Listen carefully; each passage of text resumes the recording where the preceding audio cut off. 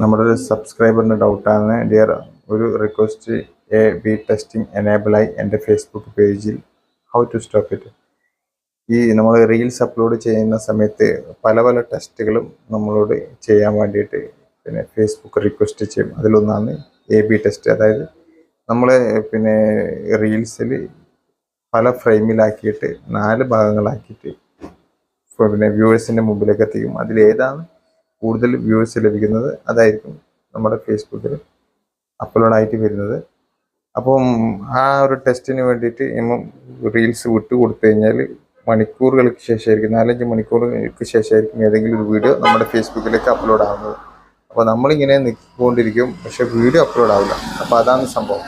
അപ്പോൾ അങ്ങനെയുള്ള ടെസ്റ്റിങ്ങിനൊക്കെ നമ്മൾ ഓൺ ആക്കി വെച്ചിട്ടുണ്ടെങ്കിൽ അത് ഓഫാക്കി വെക്കുക. ഓക്കെ, ഓൺ ആക്കി വെച്ച് കഴിഞ്ഞാൽ അത് ഇങ്ങനെ തന്നെയാണെന്നുണ്ടായാൽ നമ്മളുടെ വീഡിയോ ഷെയർ ചെയ്ത് കഴിഞ്ഞാലും നമുക്ക് അത് കാണാൻ സാധിക്കത്തില്ല. കുറേ മണിക്കൂറുകൾക്ക് ശേഷമായിരിക്കും കാണിക്കുന്നത്.